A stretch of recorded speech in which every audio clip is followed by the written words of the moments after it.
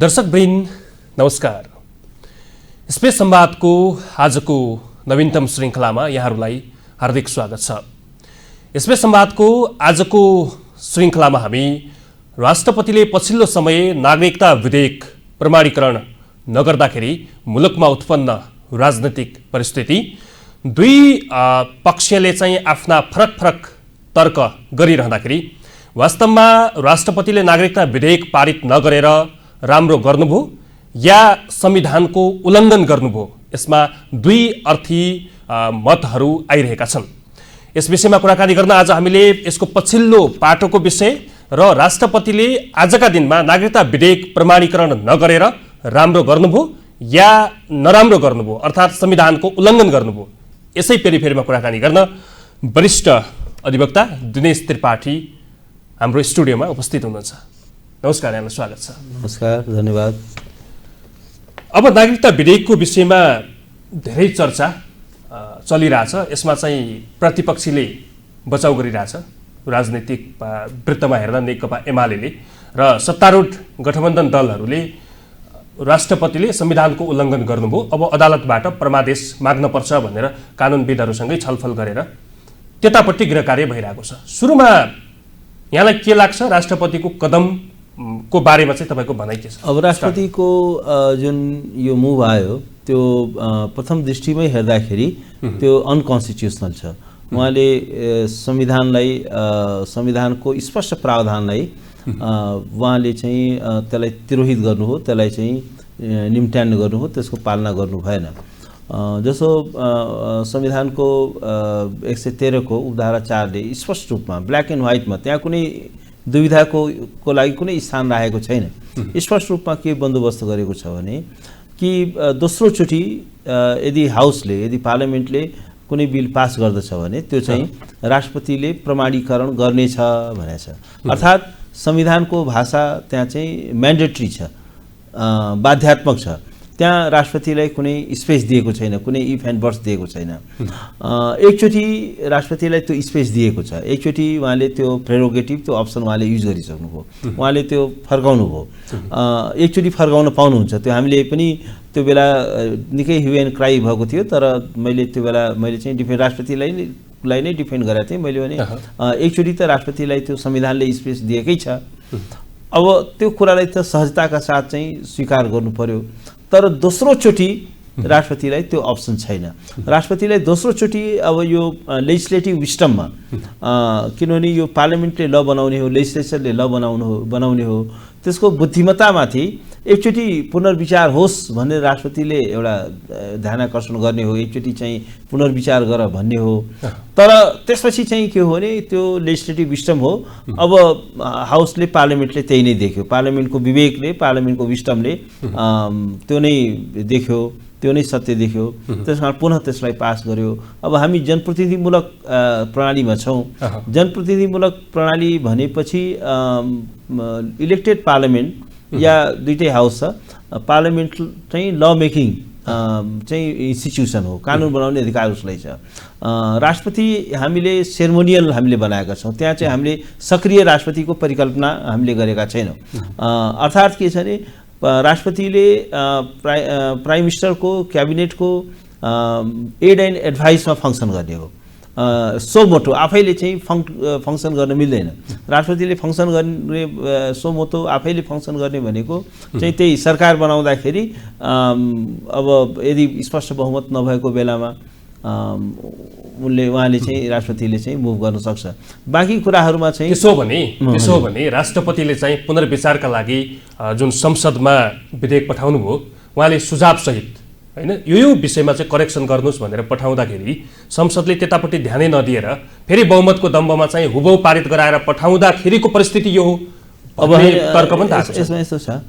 अब पार्लियामेन्टले जस्तो मेरो पनि धारणा के थियो भने राष्ट्रपति महोदयबाट केही कन्सर्न आइसकेपछि त्यसलाई ध्यान दिनु पर्थ्यो भन्ने पनि मेरो धारणा छ।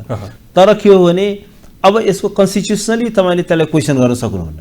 पुनर्विचार गरेन त्यो पार्लियामेन्टको प्रेरोगेटिभ हो पार्लियामेन्टको चाहिँ के छ भने अधिकारको कुरा हो विचार गर्नु पनि सक्छ नगर्न पनि सक्छ कन्स्टिट्युसन त्यसमा राष्ट्रपतिलाई कुनै पनि अधिकार छैन कुनै अधिकार छैन किनभने एकचोटिसम्म राष्ट्रपतिले सुझाव समेत दिन नपाउने हैन सुझाव त उहाँले छलफल हुन नपाउने हाउसमा भन्ने पनि सुझाव उहाँले दिनुभयो त्यो सुझावलाई चाहिँ ग्रहण गरेन तर एउटा कुरा म राष्ट्रपति महोदयको बारेमा के भन्न चाहन्छु भने उहाँको ट्र्याक रेकर्ड पनि राम्रो छैन उहाँको विश्वसनीयता पनि छैन उहाँको चाहिँ के छ नि यही कानुनलाई जब अध्यादेशको रूपमा आयो उहाँ ही हेड नो मोरल अथोरिटी उहाँको नैतिक शक्ति नै किन छैन भने उहाँ चुकिसक्नुभयो गम्भीर रूपमा उहाँ चुकिसक्नुभयो यही कानुनलाई जब अध्यादेशको रूपमा आयो अनि उहाँले त्यसलाई पढ्दै नपढिकन 5 मिनट पनि लगाउनुहुन्न ओलीजीले कुनै प्रस्ताव कुनै सिफारिस कुनै अध्यादेश ल्याउँदाखेरि उहाँले त्यसलाई क्लियर गर्न 5 मिनट पनि लगाउनु हुन्थेन र त्यसलाई चाहिँ उहाँले अध्यादेशको रूपमा क्लियर गर्नुभयो अब त्यसैलाई सदनले दुई चोटि पास गर्दाखेरि पनि उहाँले प्रमाणीकरण गर्नु भएन भनेपछि त now the constitution has been hijack संविधानमाथि यो गम्भीर आक्रमण हो गम्भीर धोखाधडी हो अब यसमा चाहिँ के छ चिप पपुलिजममा हामी नजाउँ राष्ट्रपतिले देखाइदियो उहाँलाई चाहिँ के छ भने अहंकार गर्यो पार्लियामेन्टले त्यसमा राष्ट्रपतिले चाहिँ देखाउनुभयो अनि हिजो पनि एमालेको सरकार हुँदाखेरि के अरे नागरिकता विधेयकलाई चाहिँ अध्यादेश नै ल्याएर चाहिँ नागरिकता विधेयक संसदमा टेबल भएको होइन त यी गठबन्धनमै भएका दलहरूले चाहिँ त्यसलाई पारित गर्न चाहेन तर अहिले चाहिँ फेरि त्यो बेलाको चाहिँ अब होइन त्यो बेला त धेरै त्यहाँ जटिलताहरू थिए पास नहुने तर अहिले चाहिँ अहिलेको प्रसङ्गमा म के भन्न चाहन्छु भने राष्ट्रपति महोदयले संविधानले को फोर कर्नरभित्र नै फङ्सन गर्नुपर्छ हामीले सक्रिय राष्ट्रपतिको परिकल्पनै गरेका छैनौँ नि राष्ट्रपतिको सेरेमोनियल हो र उसले संविधानको दायराभित्र फङ्सन गर्नुपर्छ त्यो नहुने बित्तिकै अहिले के भयो भने अहिले हामी चाहिँ डीप कन्स्टिट्युसनल क्राइसिसमा गयौँ अब चाहिँ एउटा राजनीतिक एउटा चाहिँ संवैधानिक गम्भीर जटिलतातिर गयौँ र अब यसलाई संविधान त साँच्चीकै भन्यो भने नयाँ कोर्समा गइसक्यो यो संविधानको जुन एक्सपेरिमेन्ट हो नयाँ कोर्समा गइसक्यो र मलाई के लाग्छ भने यो राष्ट्रपति महोदय यो संविधानलाई एसासिनेट गर्ने संविधानलाई समाप्त गर्ने त्यो चाहिँ शक्ति केन्द्रहरूको चाहिँ खेलौनामा बन्नुभयो किनभने संसदको कार्यकाल सकिएपछि नागरिकता विधेयक पनि स्वतः निष्क्रिय भएर गयो हैन तर यस्तो होस् कार्यकाल त त्यस पछाडि के गर्ने भन्ने त छैन नि संविधानमा राष्ट्रपतिले यदि प्रमाणीकरण गरेन भने त्यस पछाडिको परिस्थिति के हुने भन्ने पनि यस्तो छ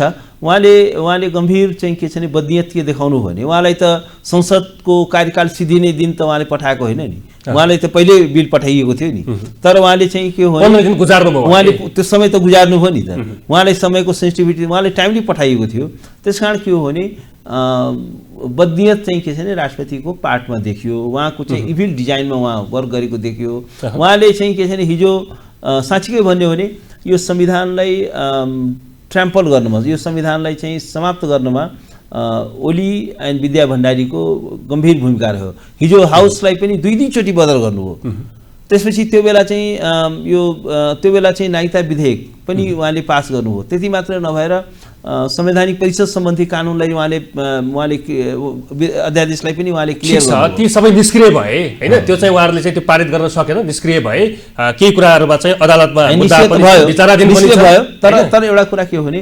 उहाँको के छ भने एउटा खास पार्टी एउटा कस्तो थियो भने राष्ट्रपति भनेको चाहिँ कुनै पार्टीको एजेन्टको रूपमा काम गर्दैन पार्टीको एजेन्टको रूपमा काम गर्दाखेरि यस किसिमको गम्भीर चाहिँ दुर्घटनाहरू हुन सक्छ तपाई परिकल्पना गर्नुस् अब अहिले चाहिँ प्रधानमन्त्री एउटा पार्टीको राष्ट्रपति अर्को पार्टीको भएर यो कन्फ्लिक्ट भइरहेको छ अब यो त सधैँ एउटै पार्टीको त हुँदैन भोलि चाहिँ के छ यसपछि त अब कस्तो गलत नजिर परम्परा स्थापित भयो भने यदि राष्ट्रपति एउटा पार्टीको छ प्रधानमन्त्री अर्को पार्टीको छ भने बिलै प्रमाणीकरण नगर्ने अनि यो त पार्लियामेन्ट्री सिस्टम नै धरापमा पर्यो नि पार्लियामेन्ट्री वास्तवमा के छ भने पार्लियामेन्ट्री सिस्टम भनेको essentially it is a parliament जसले कानुन बनाउँछ र वास्तवमा के हो भने जस्तो जे कानुन बन्यो जे प्रस्ताव पारित भयो त्यसको नेकी बदी भन्छ नि जस अफ जसको भागी त अहिलेको चाहिँ सरकारले लिन्छ राष्ट्रपतिले बोक्नु पर्दैन नि राष्ट्रपति त्यसको लागि जिम्मेवार हुनुहुन्न फेरि अर्को कुरा अब यो कुरो गैर संवैधानिक छ राष्ट्रहितमा छ कि छैन के छ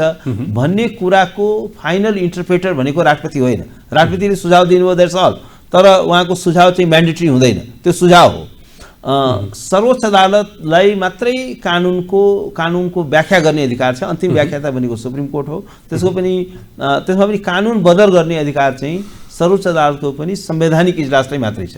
त्यसकारण ठिक छ, अहिले उहाँले चाहिँ के छ त पोलिटिक्स गर्न खोज्नुभयो। भोलि यदि यो बिलमा केही समस्या थियो भने यो सुप्रिम कोर्टमा च्यालेन्ज हुन्थ्यो नि त। च्यालेन्ज हुन्थ्यो, त्यहाँ सुप्रिम कोर्टले यसको कन्स्टिट्युसनालिटीले टेस्ट गर्थ्यो, यसको संवैधानिकताले परीक्षण गर्ने। अनि राष्ट्रपतिले चाहिँ नागरिकता विधेयक प्रमाणीकरण नगर्दा, यहाँले हेर्नु भएको छ, तपाईँ वरिष्ठ अधिवक्ता कानुनको विषयमा राम्रो अध्ययन पनि गर्नु भएको छ, नागरिकहरूमा यति खुसियाली, यति हर्षितपन, मधेसमै पनि यति खुसियाली? अब यसो खुसियाली र नखुसियाली भने थाहा छैन। अब के छ भने एक थरी, तर एउटा कुरा के हो भने अब धेरै मान्छेहरू दुखी छन् देशभरि। त आखिर यस्तो छ क्या, एउटा यो पञ्चायत कालमा पनि पञ्च र्यालीहरू हुन्थ्यो के, अनि त्यसलाई के व्याख्या गरिन्थ्यो, सारा जनता हर्षित छ, राजाले निर्वाचनको नजिक आएर चाहिँ नागरिकता विधेयक प्रमाणीकरण गर्नुपर्ने, निर्वाचनकै मुखैमा आएर चाहिँ महाभियोग लगाउनु पर्ने, यसमा केही नियत त सरकारको पनि त ठिक छैन नि। यसमा यस्तो छ, यसको टाइमिङ पनि त्यस्तै भयो। किनभने अब नागरिकता जस्तो विषय चाहिँ परिचय पत्र कार्ड बाँड्या जस्तो बाँड्न मिल्छ त? अनि त्यो कार्ड बाँड्या जस्तो बाँड्ने त कसैले पनि भनेको छैन। तर के हो भने अहिले हामी त्यतातिर नजाउँ। म चाहिँ के छ भने जस्तो यो बिलको बारेमा मेरो आफ्ना पनि केही रिजर्भेसनहरू छन्। त्यो रिजर्भेसनहरू त्यो बेला मैले यसमा बोलेको छु कि यो बिल यो कारणले फल्टी छ, यो कुरामा संशोधन हुनुपर्छ। तर अहिले त्यतातिर म प्रवेश किन गर्न चाहन्न भने अहिले इस्यु त्यो होइन। अहिले चाहिँ के हो भने राष्ट्रपतिको मुभ, राष्ट्रपतिले अहिले सवाल यति मात्र हो कि दोहोऱ्याएर पार्लियामेन्टले कानुन पास गरिसकेपछि, विधेयकलाई पास गरिसकेपछि के राष्ट्रपति महोदयलाई प्रमाणीकरण नगर्ने त्यो सुविधा वा प्रेरोगेटिभ छ कि छैन? कुरो त्यति हो। किनभने त्यो भएन भने त संविधानै ध्वस्त हुने भयो नि। ठिक छ, कानुन कुनै पनि कानुन के हुन्छ भने अन्तिम होइन। भोलि अदालतले हेर्छ, भोलि एमेन्डमेन्ट हुन्छ, भोलि त्यसमा संशोधन हुन्छ। त्यसका धेरै पाटाहरू छन्। राष्ट्रपति महोदयलाई संविधानले उहाँलाई चाहिँ ठेका दिएको छैन।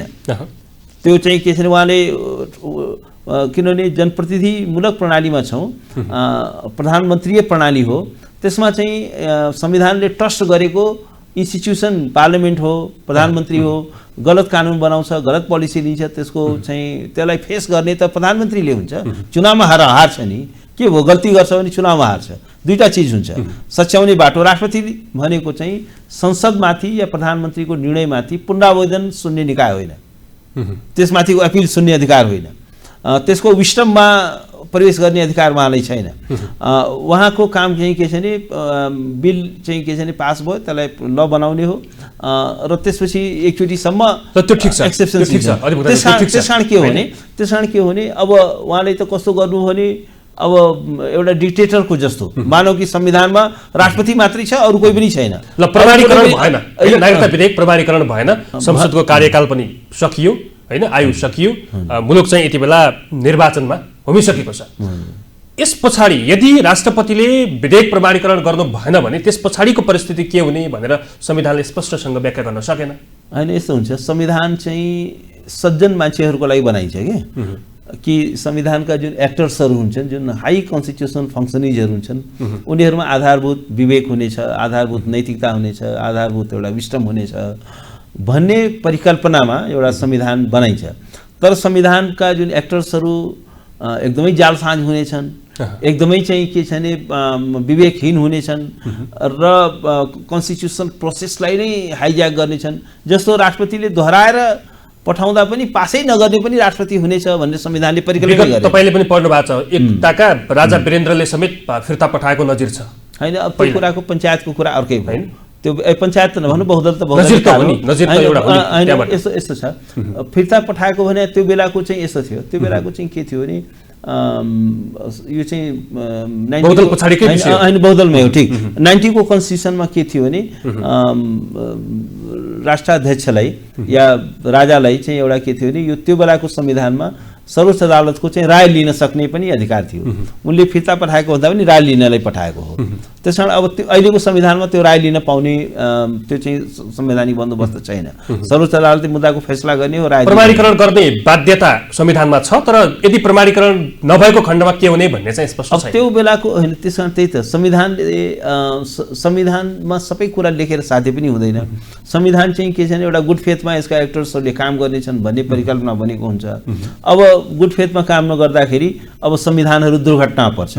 त्यसकारण तपाईँ के छ भने यो डेभलपिङ कन्ट्रीको, पुवर कन्ट्रीको, ब्याकवर्ड कन्ट्रीहरूको संविधानहरूले स्थायित्व प्राप्त गर्दैनन्, कोल्याप्स हुन्छन्। हरेक 10 वर्षपछि 5 वर्षपछि संविधानहरू कोल्याप्स गर्दैछन्। हामी चाहिँ अमेरिकामा चाहिँ 250-250-250 वर्षदेखि एउटै संविधानले फङ्सन गर्दैछ। बेलायतमा संविधानै, लिखित संविधानै नभए पनि मुलुकले चाहिँ डेमोक्रेसी रन गर्दैछ। हामी कहाँ चाहिँ के छ भने हरेक 5 वर्षमा, हरेक 10 वर्षमा नयाँ नयाँ संविधान बनाउँछौँ र च्यातेर फाल्छौँ। त्यसकारण के छ भने त्यो अस्थिरतावादी सोच, त्यो एउटा चाहिँ के छ भने आधारभूत नैतिकता भएन भने लोकतन्त्र चल्दैन, आधारभूत विवेक भएन भने लोकतन्त्र चल्दैन। संविधानले के गर्छ भने शक्तिहरूको बटवारा गर्छ, पावर एन्ड फङ्सन डिसाइड गर्छ, तर यसका एक्टर्सहरूमा त्यो बुद्धि र विवेक चाहिँ दिँदैन। त्यो बुद्धि र विवेक त त्यो एक्टर्सहरूमा हुनु पर्यो। अब राष्ट्रपतिलाई पावर दियो तर त्यो विवेक भएकै मान्छे राष्ट्रपति हुन्छ भन्ने त्यो ग्यारेन्टी गर्न सक्दैन। अब विवेकी मान्छे राष्ट्रपति हुने बित्तिकै, प्रधानमन्त्री हुने बित्तिकै त्यो चाहिँ ध्वस्त। अब अलिकति नागरिकता विधेयकभित्र रहेका केही पाटाहरूको बारेमा पनि छलफल गरौँ। जस्तो नागरिकता विधेयकभित्र नेपाली छोराले विदेशी छोरीलाई भित्र्याउँदाखेरि त्यो त नेपालको मात्रै होइन, त्यो भुटानमा, मालदिप्समा, भारतमा, श्रीलङ्कामा नागरिकता प्राप्त गर्ने चाहिँ आफ्ना आफ्ना मापदण्डहरू छन् होइन। कसैले 7 वर्ष, कसैले 10 वर्ष, कसैले 12 वर्ष राखिएको छ। नेपाल यति सानो मुलुक हो जहाँ चाहिँ 2 ठुला शक्तिशाली देशहरूले चेपेर राखेको छ, वरिपरिबाट घेरेर राखेको छ। भारतसँग त हाम्रो खुला सिमाना छ। नागरिकता दिने प्रावधानलाई नेपालले खुकुलो गर्न साथ भोलि सिक्किमीकरण नहोला भन्न सकिने बाटोहरू छ। भोलि यसको अप्ठ्यारो, यसको जटिलतातर्फ चाहिँ किन बहस हुँदैन? होइन, यसमा यस्तो छ, यो बहस यसमा प्रशस्त भयो होइन, त्यो बहस छ। तर अहिले चाहिँ के हो भने अब अहिले हामी त्यो बहसको स्टेजमा छैनौँ। अहिले चाहिँ के छ भने अब अहिले यो नागरिकता विधेयक प्रमाणीकरण हुने नहुने भन्ने समस्याले ठिक छ। सत्ता गठबन्धनले चुनावी एउटा रणनीति बनाएको होला, भोटहरू लिनलाई, मधेसबाट चाहिँ जनताहरूलाई चाहिँ अलिकति आश्वस्त पार्नलाई, विश्वास लिनलाई। तर हामीले चाहिँ राष्ट्रका लागि सोच्नु हो भने त यति लचिलो नागरिकता दिने प्रावधान राष्ट्रका लागि ठिक हुन्छ? तपाईँले भने यो एउटा नेपाल एउटा सार्वभौम सत्ता सम्पन्न राष्ट्र हो, आफ्नो नागरिकता पोलिसी के राख्ने भन्ने कुरा उसलाई विचार गर्ने अधिकार छ। अन्तर्राष्ट्रिय कानुनले हरेक राष्ट्रलाई त्यो अधिकार दिएको छ। नागरिकता को चाहिँ विभिन्न प्रणालीहरू छन्। कहीँ चाहिँ अब जस सोली भन्छ, त्यहाँ जन्मिने बित्तिकै नागरिकता पाउँछ। कहीँ चाहिँ जस स्याङ्ग्विज भन्छ, वंशजको नागरिकताले पाउँछ, वैवाहिक नाताले नागरिकता पाउने धेरै किसिमको बन्दोबस्तहरू छ। तर म यो कुरामा सहमत छु कि नेपाल जस्तो एउटा सानो मुलुक, सानो अर्थतन्त्र, खुला सिमाना भएको मुलुक चाहिँ के हो भने अब नागरिकताको कुरामा हामीले चाहिँ के छ भने एउटा पर्याप्त चाहिँ बन्दोबस्त चाहिँ हामीले गर्नुपर्छ। तर अब यसको नाममा चाहिँ कस्तो छ भने जस्तो भन्नुहोस् न, अब अहिले संविधानले नै एउटा बन्दोबस्त गर्यो कि जस्तो अहिले चाहिँ धेरै ठुलो सङ्ख्यामा, लाखौँको सङ्ख्यामा मातापिताले नागरिकता पाइसकेका छन्। उनको अर्को भाइले कति फ्यामिलीको के देखिन्छ भने एउटा दाजुले नागरिकता पाइसकेको छ, तर चाहिँ के छ भने भाइ त्यो बेला उमेर पुगेको थिएन, नागरिकता पाएन। अब त्यसलाई चाहिँ के छ भने अब संविधानले नै हामीले व्यवस्था गरिसकेकोले अब त्यसलाई अहिले अन्यथा गर्न सकिँदैन। अलिकति जटिलता तपाईँ जतिको व्यक्तिले हामीले बहस गर्दाखेरि जटिलतालाई सरल बनाउनका निम्ति जस्तो आमाको नामबाट नागरिकता दिने प्रावधान हैन, अब त्यो लागू भएन। जस्तो सुन्नु न, नागरिकताको नाम, आमाको नाममा जुन नागरिकता दिने कुरा छ त्यसमा त गम्भीर बेइमानी भएको छ। किनभने आमालाई को नाममा नागरिकतै नपाउने, त्यसमा पनि संविधानले लेख्दै पनि नपाउने अधिकारले नदिने, यो भनेको एउटा गम्भीर संविधानको उल्लङ्घन। बरु यस्ता विङ्सहरूलाई चाहिँ बलियो बनाएर लैजान सकिन्न, विधेयक नै पारित गरेर। जस्तो मापदण्डहरू छन्, क्राइटेरियाहरू छन्, नेपालमा विदेशी बुहारी भित्रिसकेपछि हैन उसले सबै सेवा सुविधाहरू उपभोग गर्न पाउने, कम्पनी सञ्चालन गर्न पाउने, हैन व्यापार व्यवसाय गर्न पाउने, अन्य मताधिकार पाउने लगायतका सबै छन्, मात्र पार्लियामेन्टमा आउन नपाउने त हो नि हैन। त्यो त एउटा यस्तो छ, सार्वभौम सत्ता सम्पन्न राष्ट्रको नाताले हामीले त्यस्तो प्रावधानहरू राख्न सकिन्छ र केही न केही हामीले बन्दोबस्त, कठोर बन्दोबस्त राख्नु पनि पर्छ। धेरै लिबरल प्रोभिजन्सहरू राखेर हाम्रो जस्तो मुलुकलाई, किनभने हामी इमिग्रेन्ट कन्ट्री होइन नि, सानो मुलुक छ अमेरिका जस्तो, ल सबैलाई ग्रिन कार्ड दिन सक्ने हाम्रो अवस्था छैन। हामीले चाहिँ के हो भने एकदमै नागरिकतामा त्यो कडाइ गर्नै पर्छ। हाम्रो चाहिँ भू राजनीतिक संवेदनशीलताहरू पनि छन्, हाम्रो चाहिँ त्यसका आफ्ना जटिलताहरू छन्, जनसङ्ख्या स्रोत र साधन कम छ, भूगोल सानो छ, त्यस कारण त्यो बन्दोबस्त राख्नुपर्छ। तर सबभन्दा बढी चाहिँ के भएको छ भने समस्या कहाँबाट आएको छ भने यो एडमिनिस्ट्रेटिभ निकायमा भएको करप्सनले पनि आएको छ। जसा भावी चाहिँ के छ भने पैसा खुवाएर नागरिकता लिने, दोहोरो नागरिकता। अहिले तपाईँ हेर्नुहोस् त राईका धेरै दोहोरो त्यस कारण अब त्यो चाहिँ के छ भने कानुन कार्यान्वयन गर्ने निकाय यति फितलो र यति भ्रष्ट छ कि त्यो जबसम्म तपाईँले कडाइ गर्नुहुन्न तबसम्म नागरिकता कानुनमा जतिसुकै कठोर प्रावधान राखे पनि त्यो केही हुनेवाला छैन। त्यसलाई चाहिँ के हो भने जुन भ्रष्टीकरण भएको छ हाम्रो प्रशासनको, जुन प्रशासनिक प्रणालीको निजीकरण भएको छ, जो पदमा पुगेको छ उसलाई के लाग्छ भने यो पद मेरो प्राइभेट प्रपर्टी हो र यसबाट मैले पैसा कमाउनु पर्छ। तराईको जिल्लामा गयो भने एउटा सिडिओ उसलाई लाग्छ कि मैले चाहिँ अब यहाँ चाहिँ अब काठमाडौँमा घर बनाउने यही नै अवसर हो। कुनै एउटा प्रहरीको मान्छे यदि तराईको जिल्लामा चाहिँ सरुवा भएर गएको छ भने उसको चाहिँ सोच के हुन्छ भने काठमाडौँमा घर बनाउने अवसर यही हो। त्यसकारण अब उनीहरूले के गर्छन् भने यो नागरिकता सम्बन्धी प्रावधानहरूले ठुल्ठुलो क्रिमिनल्सहरूले हामी देख्छौँ नि, उनीहरूको नेपालको नागरिकता हुँदो रहेछ, भारतको पनि नागरिकता छ, यहाँको पनि नागरिकता छ। पासपोर्ट अहिले यत्रो मेसिन रिडेबल पासपोर्ट बनाउँदा पनि त्यसको पनि दुरुपयोग भएको हामी पाइरहेको छौँ। पुरानो पासपोर्टको त धेरै नै दुरुपयोग हुन्थ्यो, अहिले यत्रो कठोर बन्दोबस्त गर्दा पनि भइरहेछ। किनभने जब ल इन्फोर्सिङ एजेन्सिजहरू करप्ट हुन्छन् तब चाहिँ के छ भने गाह्रो हुन्छ।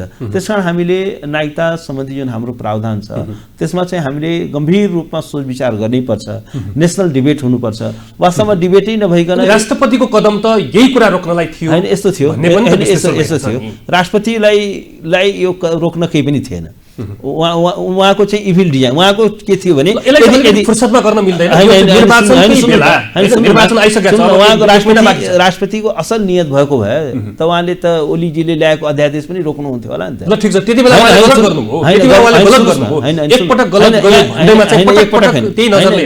राष्ट्रपति महोदयले पटक पटक गलत गर्नुभएको छ, एकपटक होइन। र उहाँको ट्र्याक रेकर्ड के छ भने त्यो बेला पनि जब शेरबहादुरजी प्रधानमन्त्री हुनुहुन्थ्यो त्यो बेला उहाँले के गर्नु भने त्यो राष्ट्रिय सभा सम्बन्धी विधेयकै चाहिँ उहाँले प्रमाणीकरण गर्नु भएन र त्यसपछि त्यो राष्ट्रिय सभाको गठनको प्रक्रियालाई नै चाहिँ उहाँले ब्लक गर्नुभयो र सरकार निर्माणको प्रक्रिया नै पछाडि सुरुमै उहाँ त्यसपछि के छ भने त्यसपछि शेरबहादुर देउवाले चाहिँ रेकमेन्ड गरेको चाहिँ राष्ट्रिय सभाको लागि जुन नाम थियो त्यो नै उहाँले चाहिँ एप्रुभ गर्नु भएन।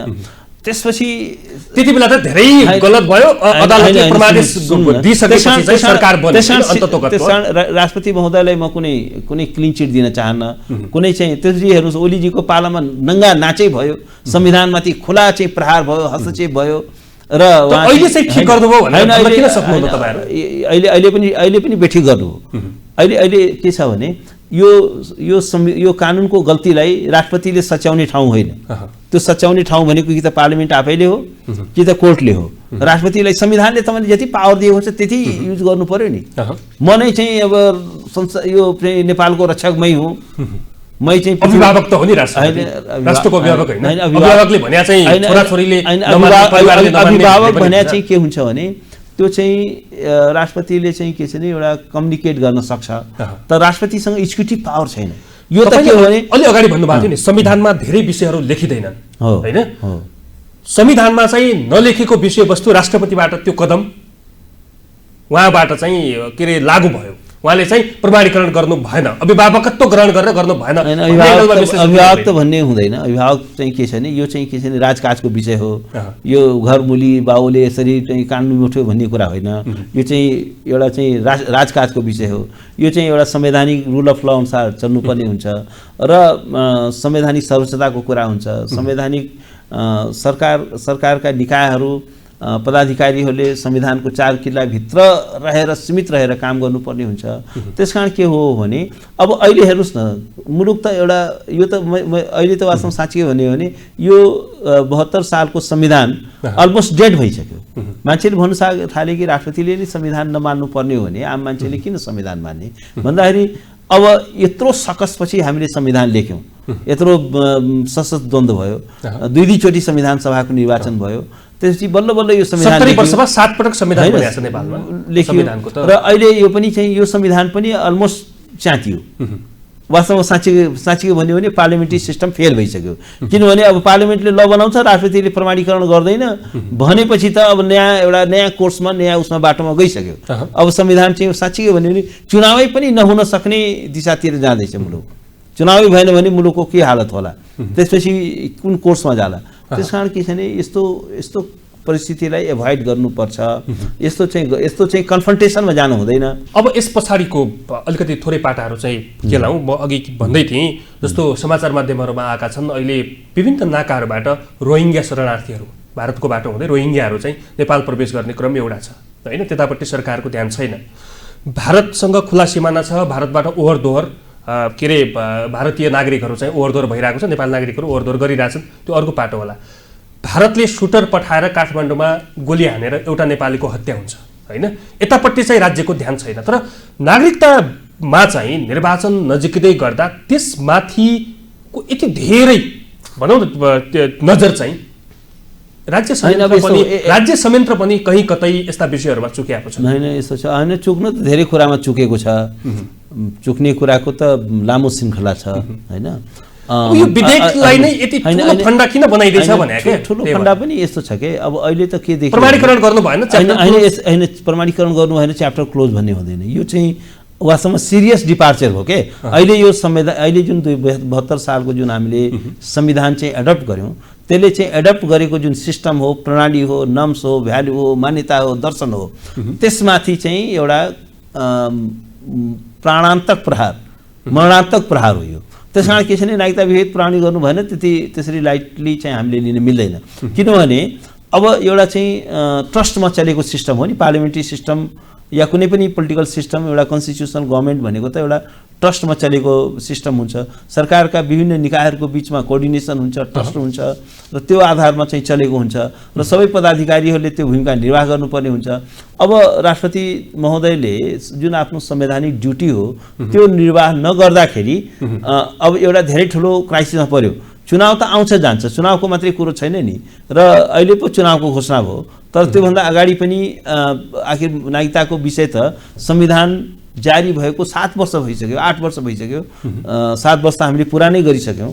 र एउटा चाहिँ फन्डामेन्टल कुरा हो नि किनभने नागरिकहरू मिलेर राष्ट्र बन्छ, तर को मान्छे चाहिँ राष्ट्रको सदस्य हुने, नागरिकता कसले पाउने कसले नपाउने भन्ने विषय आज 7 वर्षसम्म अनिर्णित हुँदाखेरि यसले चाहिँ के म्यासेज गएको छ। र यसले गर्दाखेरि के छ भने जुन नागरिकहरूको जसले चाहिँ जस्तो आमाको नामबाट नागरिकता पाउनेहरू छन्, त्यसपछि चाहिँ के छ भने जन्मसिद्धको जुन बुवाले चाहिँ आमाले नागरिकता लिइसकेको छोराले नागरिकता लिन बाँकी रहेकाहरू छन्, त तिनीहरू त ठुलो सङ्ख्यामा छन्। उनीहरूले कलेज जान पाएका छैनन्, स्कुल जान पाएका छैनन्, मोबाइलको सिम लिन पाएका छैनन्। त अनि अब 7औं वर्षसम्म तपाईँ हेर्नुहोस्, राज्यविहीन हुनु भनेको धेरै पीडाजनक कुरा हो। हामी उनीहरूको ठाउँमा हेरौँ, यो हाम्रो नेपालको एउटा खेलाडी थियो क्रिकेटर के एकजना नाम बिर्सेँ मैले, उसको पनि चाहिँ के हो भने नै थिएन, नागरिकता नै थिएन। पछि चाहिँ के छ भने उसको लागि अब नेपालको लागि खेलिरहेको छ, विदेशमा प्रतिनिधित्व गरिरहेको छ, तर उसको सिटिजनसिप थिएन। उसको आमा चाहिँ नेपाली थिइन्, बाउ चाहिँ विदेशी भएको कारणले। त यस्ता चाहिँ के हो भने यस्तो चाहिँ समस्याहरू आउँछ। त्यस कारण के छ भने अब नागरिकताको प्रश्न चाहिँ अब वास्तवमा अर्जेन्ट हो, यो संवेदनशील पनि हो, र वास्तवमा के छ भने यसमा चाहिँ तर अफकोर्स यसमा हरेक पोलिटिकल पार्टीले यसलाई चाहिँ एउटा पोलिटिकल फुटबल बनाएको छ, राजनीतिक फाइदा र नोक्सान हेरेको छ। विधेयकको च्याप्टरलाई यति क्लोज गरौँ। यसमा चाहिँ अलिकति क्लियर बाटाहरू अब चाहिँ अदालतबाट प्रमाणित पनि मागिएको छ, कानुनविदहरूसँग सरकारले छलफल गरेका कुराहरू पनि छन्। अर्को कुरा नि जस्तो सर्वोच्च अदालतका निलम्बित प्रधान न्यायाधीश चोलेन्द्र शमशेर जबरा जसरी चाहिँ अहिले पछिल्लो समय चाहिँ उहाँलाई सुरक्षा दस्ता फिर्ता बोलाइयो, सरकारी निवास पनि खोज्न लागि सर्वोच्चमा चाहिँ प्रवेश गर्न दिएन, संसद सकिएसँगै उहाँको पनि त्यो महाभियोग चाहिँ निष्क्रिय भएको लगायतका विषयहरू चलिरहँदाखेरि चाहिँ अहिले चोलेन्द्र शमशेर जबरामाथि राज्यले अन्याय गरे हो वा चाहिँ ठिक हो?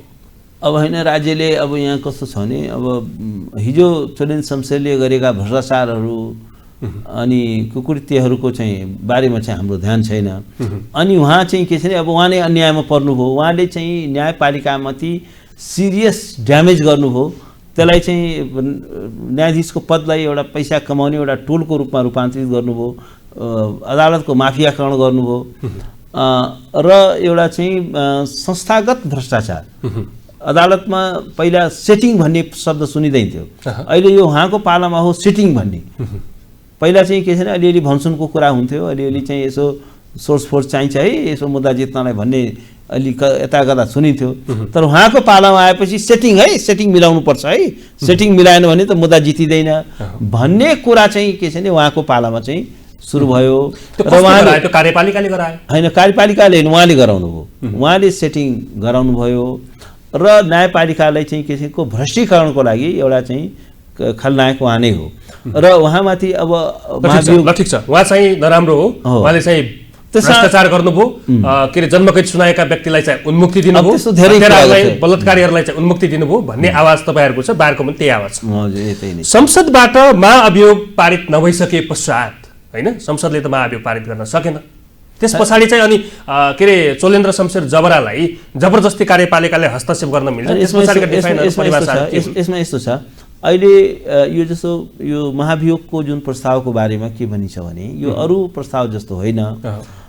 जस्तो उहाँको पनि प्ली के थियो भने होइन, यो अधिवेशन पछिल्लो अधिवेशनमा म माथि महाभियोग लगाइएको थियो, यो अधिवेशनलाई त्यो अधिकारै छैन भन्ने उहाँको भनाइ थियो।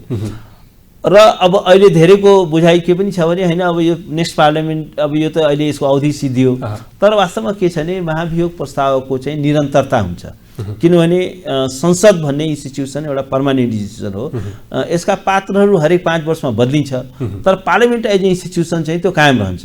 त्यसकारण यो महाभियोगको प्रस्ताव चाहिँ के छ भने पार्लियामेन्टको प्रेरोगेटिभ हो, यो चाहिँ हाई कन्स्टिट्युसनल फङ्सनरिजले हाई क्राइम गरेको छ भने त्यसमा आकर्षित हुने यो धारा हो 101 को बन्दोबस्त। त्यसकारण के हो भने पार्लियामेन्टको निरन्तरता हुने भएकोले आउने पार्लियामेन्टले पनि त्यसलाई कन्टिन्युटी दिन सक्छ। जस्तो म यसमा अब नेपालमा त पहिलोचोटि तपाईले त्यो भन्नुभयो हैन, मैले केही दिन अगाडि अधिवक्ता डाक्टर भीमार्जुनसँग पनि मैले कुरा गरेको थिएँ, उहाँले भन्नुभयो कि यो संसदको कार्यकाल सकिएसँगै स्वतः निष्क्रिय भएर हैन। अब उहाँको भनाइ अधिवक्ताहरूको वरिष्ठ अधिवक्ताहरूको कानुनविदहरूको एउटा संविधानभित्र भएको प्रावधानमा पनि फरक फरक मत चाहिँ किन हुन्छ? संविधान पूर्ण किन छैन? यसमा के हो भने म अब नेपालमा त्यस्तो दृष्टान्त अब छैन, किन पहिलोचोटि हामी यस किसिमको प्रयोग गर्दैछौँ।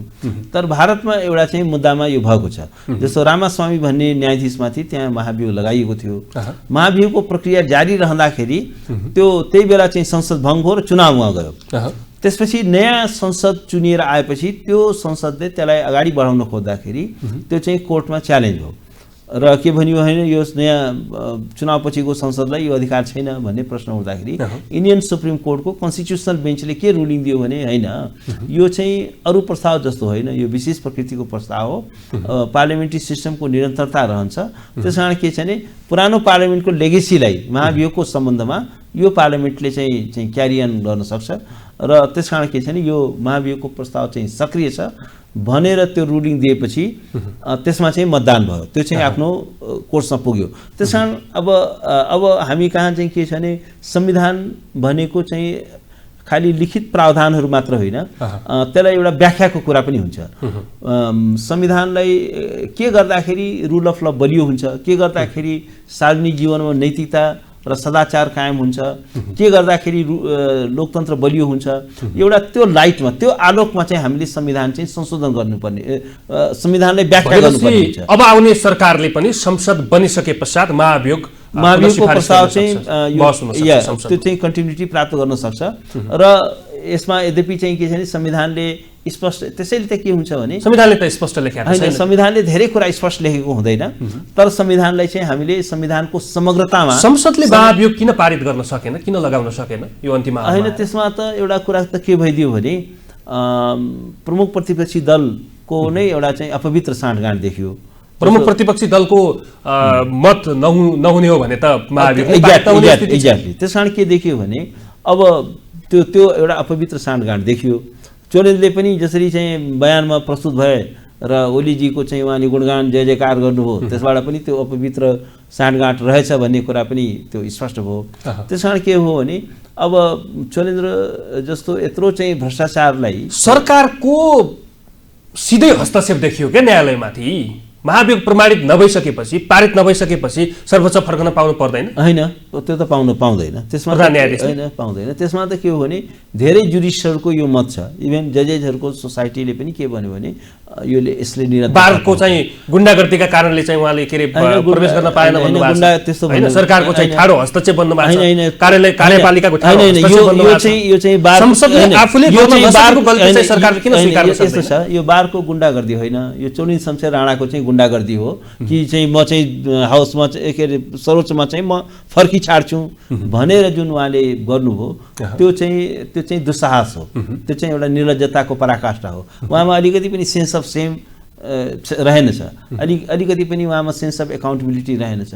त्यस कारण के भने कानुनमा पनि है प्रधान न्यायाधीश विरुद्ध चाहिँ चित्त नबुझ्दाखेरि चाहिँ उसको पदै धरापमा फाल्न सक्ने के अरे अधिवक्ताहरूको त्यहाँका न्यायाधीशहरूको त्यो क्षमता हुँदो रहेछ है? होइन, यस्तो हुँदो रहेछ। यदि कुनै संवैधानिक पदाधिकारीले अब एकदमै खराब आचरण गर्यो भने अनि के गर्ने त? आखिर इम्पिचमेन्ट भोलि आउनेका लागि पनि यही भयो। होइन, त्यो चाहिँ के हो भने यदि एकदमै खराब आचरण गर्यो, संविधान विपरीत काम गर्यो भने इम्पिचमेन्ट त्यसैको लागि राखिएको हो। संविधानको धारा 101 को बन्दोबस्त त्यही नै हो, त्यसको मर्म त्यही हो। त्यस कारण के हो भने त्यो त संविधानका धाराहरूले एउटा आफ्नो कोर्स लिन्छन्, त्यो चाहिँ एउटा एक्टिभ हुन्छन्, तर त्यसले काम गर्न पाउनुपर्छ। जस्तो चोलिन शमशेर राणाको बारेमा त अब यो महाभारतको ठेली लेखे पनि उहाँको कुकृत्यहरूको बारेमा वर्णन सम्भव छैन। त्यस कारण उहाँले he has to face the consequences. त्यो त परिणाम भोग्नै पर्यो नि, त्यसबाट उन्मुक्ति हुन्छ र? भनेपछि अब चाहिँ सर्वोच्चमा फर्किने कुनै पनि बाटो छैन? अब कुनै पनि बाटो पनि छैन, बाटो हुनु पनि हुँदैन। र त्यस्तो व्यक्तिलाई अब अदालत फेरि उहाँ फर्किने कसरी? ल भन्नुहोस् न। जस्तो म तपाईँले भनौँ, उहाँ हिजो सर्वोच्च अदालतमा हुँदाखेरि 3 महिनासम्म उहाँले चाहिँ इजलासै सञ्चालन गर्न सक्नु भएन होइन? आफू पनि त्यो त तलकाले सहयोग गरेनन्। सहयोग नगरेपछि तपाईँ नै त्यो पावरमा गयो भने पनि कहाँबाट सकिन्छ? प्रधानमन्त्रीलाई मन्त्रीहरूले सहयोग गरेन भने सञ्चालन किन गर्न सकेनन् भने उहाँको आफ्नै कुकृत्यले गर्दाखेरि उहाँ आफ्नो विश्वसनीयता, लयरहरूलाई चाहिँ उहाँमाथि विश्वास भएन, उहाँका फेलो जजेजहरूमाथि उहाँलाई विश्वास भएन। एउटा कुरा के बुझ्नु पर्यो भने अदालत भनेको एउटा ट्रस्टमा चल्ने इन्स्टिट्युसन हो। हामीले न्यायाधीशलाई विश्वास यदि गर्दैनौँ भने त्यो न्यायाधीशले गरेको सबै फैसलाहरू चाहिँ के छ भने कसैले पनि चित्त बुझ्दैन। त्यस कारण के हो भने यसको विश्वसनीयता सबैभन्दा ठुलो पुँजी हो न्यायपालिकाको। त्यस कारण अब चोलिन शमशेर राणाले ट्रस्ट गुमाइसक्नुभयो, विश्वास गुमाइसक्नुभयो। उहाँमा अलिकति पनि नैतिकता भएको भए वकिलहरूले इजलास बहिष्कार गर्ने बित्तिकै उहाँले चाहिँ पदत्याग गर्नुहुन्थ्यो।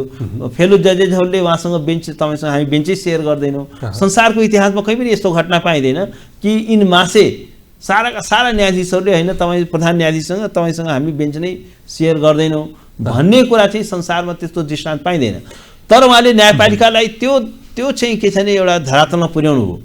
न्यायपालिकामाथि कार्यपालिकाको पछिल्लो समय उदाङ्गो हस्तक्षेप देखियो भन्दा तपाईँ स्वीकार्नुहुन्छ कि हुनु भन्नुहोस् त? होइन, हस्तक्षेप पनि भएको छ, धेरै कुराहरूमा हस्तक्षेप भएको छ। वास्तवमा साँच्चै भन्यो भने हामी कहाँ चाहिँ जुन सेपरेसन अफ पावर जुन संविधानले परिकल्पना गरेको छ त्यो कुनै पनि सरकारले चाहिँ पालना गरेको छैन।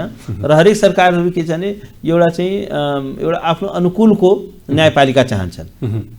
र यहाँ चाहिँ के छ भने अलिकति केही भयो भने न्यायाधीश ठाडै चाहिँ प्रधान न्यायाधीशलाई फोन गर्ने चलन छ। ओलीजीले त बालुवाटारमै बोलाएर राति 12 बजे मिटिङै गर्नुहुन्थ्यो होइन? र चोलिनजीले भन्नु होइन यो तपाईँको चाहिँ ठिक छ पिएम, यु गो हेड, म हेरिहाल्छु नि अदालतमा, भङ्ग गर्नुहोस्, अगाडि बढाउनुहोस्, हामी हेरिहाल्छौँ।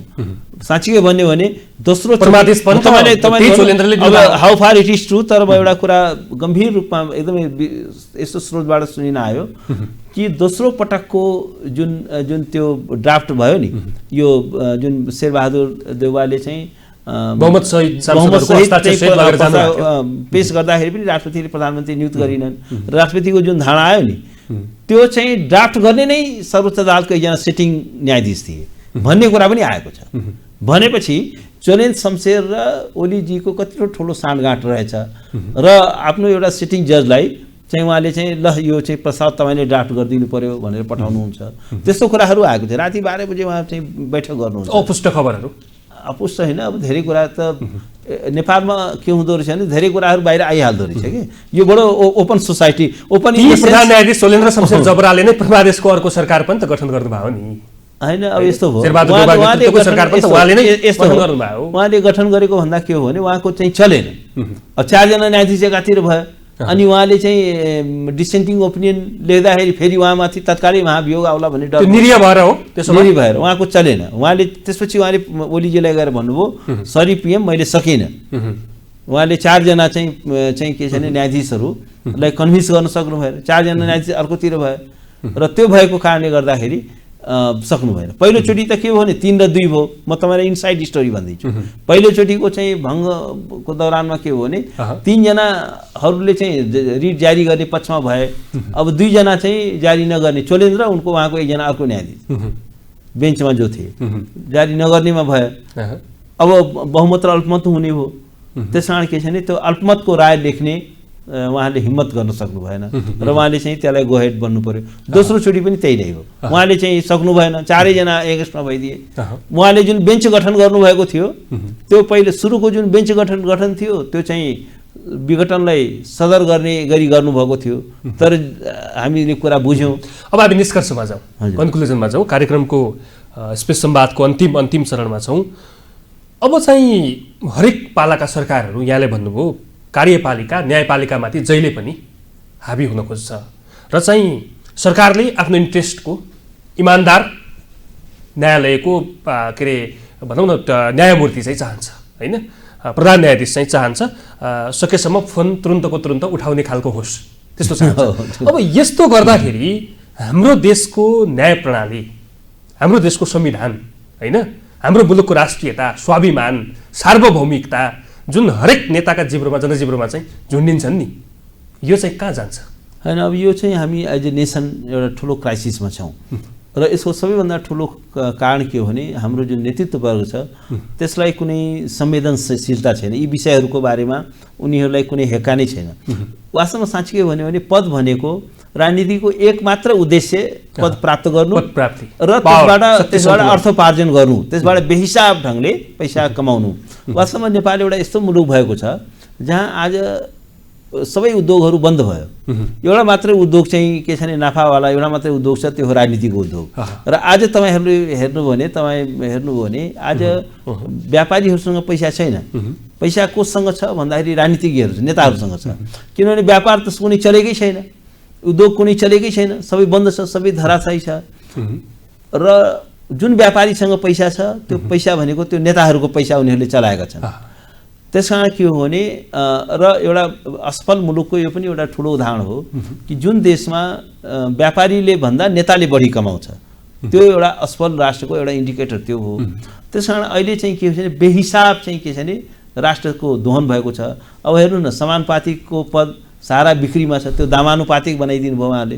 समानुपातिकलाई दामानुपातिक बनाइदिनु भयो। शक्ति अब रहेकाहरूको हाबी छ, बोलबालाको हाबी छ, त्यस कारण छ हैन। समानुपातिकको परिभाषा त यस्तो थिएन होला संविधानमा। ठुला नेताहरू अब आफै समानुपातिकमा बस्न थाले। अब दुईटा चीज हो, यो नेता व्यवस्थापनको लागि पनि समानुपातिकको प्रयोग गरियो, अर्को चाहिँ के छ भने हार्ने डरले, अर्को चाहिँ पैसा उठाउनलाई पनि यो समानुपातिकको प्रयोग गरियो।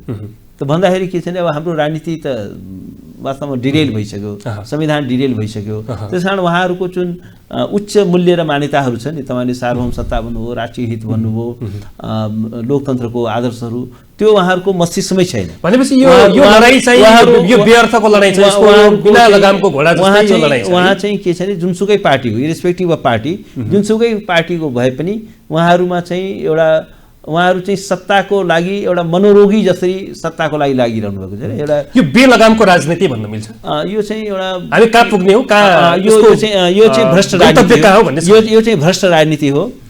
यो चाहिँ लठैतहरूको राजनीति हो। राजनीतिक दलहरू पनि अब प्रदीप गिरीले भन्नुहुन्छ यो गिरोहको रूपमा, राजनीतिक दल एउटा गिरोहको रूपमा हो। कुनै राजनीतिक दलमा कुनै विचार विमर्श छलफल हुन्छ, केही पनि हुँदैन नि। हरेक नेताले चाहिँ के छ भने आफ्नो एउटा गिरोह बनाएर बसेको छ र त्यसलाई चाहिँ के छ भने यो कबिलाको सरदार जस्तो गरेर बसेको छ। उसले कुनै आफ्नो विरोधमा केही कुरा सुन्न चाहँदैन र लठैतहरूको एउटा चाहिँ फौज तयार गरेर बसेको छ। हामी अन्य श्रृङ्खलाहरूमा चाहिँ यी बाँकी प्रसङ्गका बारेमा पनि छलफल गरौँला। समय दिनुभयो, आइदिनुभयो, यहाँलाई धेरै धेरै धन्यवाद। धन्यवाद धन्यवाद।